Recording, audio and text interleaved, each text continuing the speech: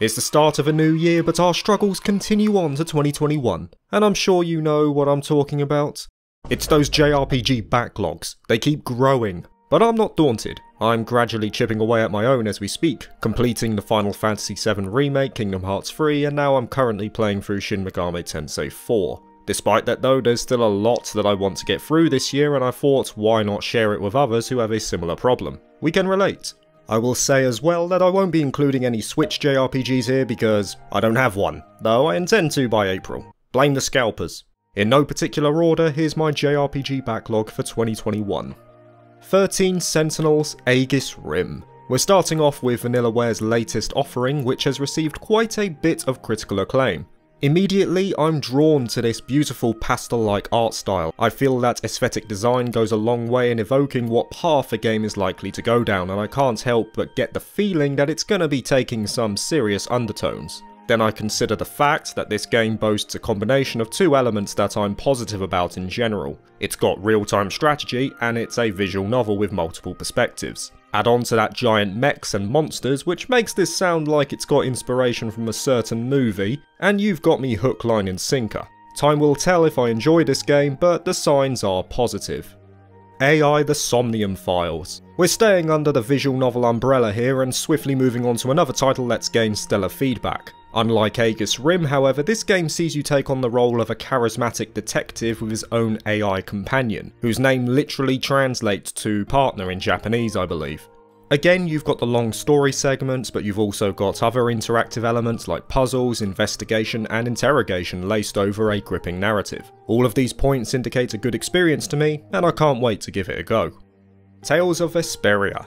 So I've only played 2 Tales games over my JRPG lifetime, Symphonia and BACKLOG, both of which were fun, though I felt a little let down on BACKLOG. But I think the issue there was that I had come to the climax of Trails of Cold Steel 3, which was the amalgamation of 8 games worth of content into one interconnected journey, which blew my mind all the way through. So BACKLOG had a hard time following it, though I can't deny I was drawn to the fast-paced combat, the strong cast of characters, and the solid soundtrack. From what I hear, Vesperia is more of the same, plus it's got an excellent protag on top of that.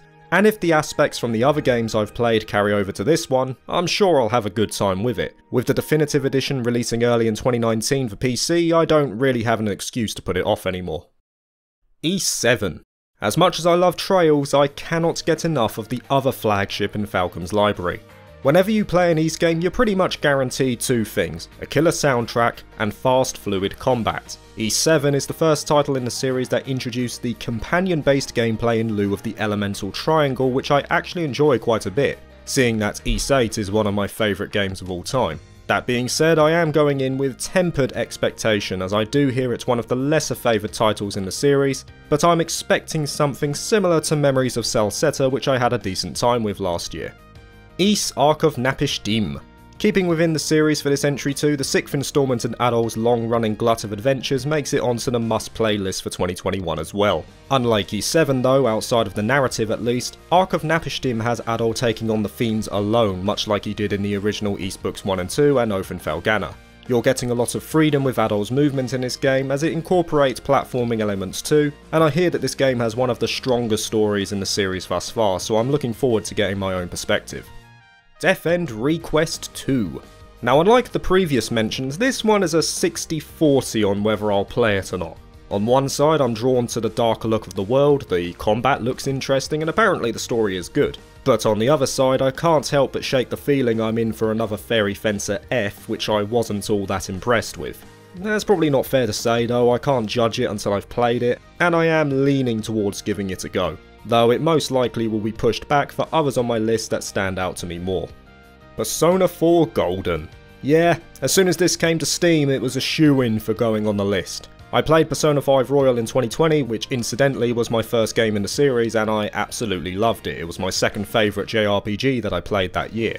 Persona 4 Golden looks to incorporate a lot of aspects that I favoured in its sequel, those being the abundance of player choice and the stellar cast of characters, so it's got me covered there at least. I haven't seen much in regards to the story or the combat, but I've only heard good things from those who have played it, so I'd like to think my playthrough will be a positive one overall as well. I just have to steel myself for an experience that no doubt will stretch over 100 hours. SAKUNA of Rice and Ruin.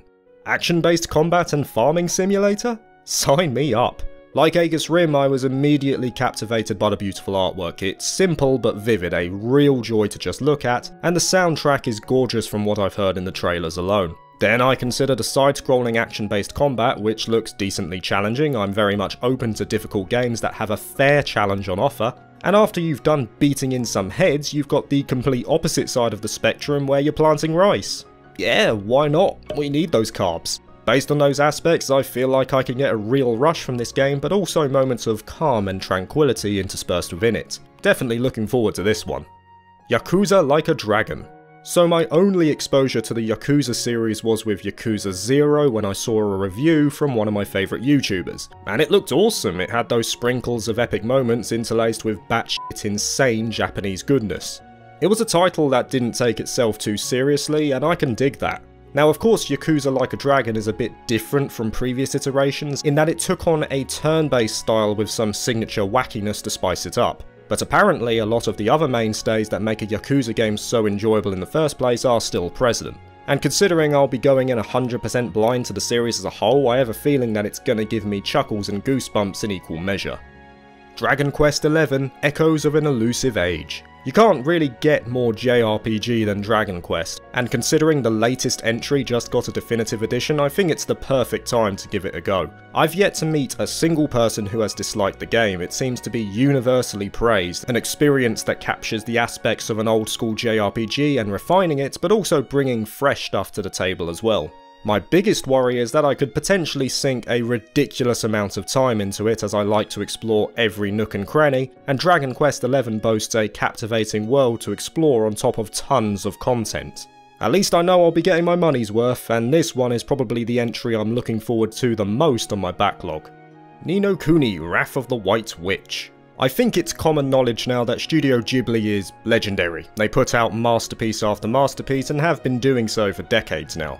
There's that certain magic that comes with the novel animation design they boast, something that just can't be replicated. And that's ultimately why I'm drawn to the first Ni no Kuni game. I feel that it's going to give me a visual experience at the very least that no other JRPG can. I haven't delved into the gameplay or the story, but I'm pretty certain this one will have me grinning. Sakura Wars. Like Death End Request 2, I'm a bit on the fence about this one. I'd say that out of all the games on this list, this is the one that I'm least likely to play. On one side it looks fairly relaxing, you've got long sprawls of story which give me the impression that I'm watching an episode of anime and the visuals look nice. But on the other angle you've got the dating sim aspect, which is something that is hit and miss for me. It's largely dependent on how it's delivered. No doubt there are some brilliant dating sims out there like Thousand Arms, and then there's others like AEGIS Generations of War. Sorry, but I hate that game. From the brief gameplay I've seen though, I'm leaning towards this one being on the good side of the spectrum. My biggest worry is that Sakura Wars apparently progresses at a snail's pace, which is a pet peeve of mine, but if it's progression with a purpose then I'll definitely see past that. There's a notable difference between slow pacing and bad pacing. An intriguing one for sure. Lost Sphere. Created by Tokyo RPG Factory and seen as the spiritual successor to I Am Setsuna, this game also feels like a homage to the JRPGs of old, albeit with a spruced up aesthetic. When I first saw the trailers back in 2018, it was always a game that was at the back of my mind, especially considering its comparisons to classics like Chrono Trigger. But that's the issue, it never progressed to anything more than an afterthought, and it was pretty much doomed to stay there in 2018 considering I was just delving into the Trail series around this time. But like I say, it's a game that I haven't forgotten and hopefully I'll get the time to give it a whirl this year. VALKYRIA Chronicles 4. I played the first game 5 years ago and I loved it, and that made me wonder why I haven't revisited the series since. It was an interesting retelling of the events of World War II, which as a Brit I have a strong affinity to, and the development of the characters over that period was enjoyable to watch. I cared quite a bit about the journey of Squad 7. But of course the main draw was the gameplay, combining a command mode and action mode which rewarded players who could position their troops well, while also giving freedom to customise their squad in the way they wanted. It was a novel approach to a battle system that I haven't seen replicated outside of the series, and apparently VALKYRIA Chronicles is more of the same, so all signs point to a good time here. And with that said, I think that's a good way to wrap up the list. And that is it guys, my current backlog of JRPGs for 2021, whether I get through them or not remains to be seen, but I'm gonna make a solid effort of it. The struggles are real, but I hope you guys are able to put a dent in your own backlogs and enjoy yourselves along the way. I mean, that's what it's all about at the end of the day. Thank you for watching, peace.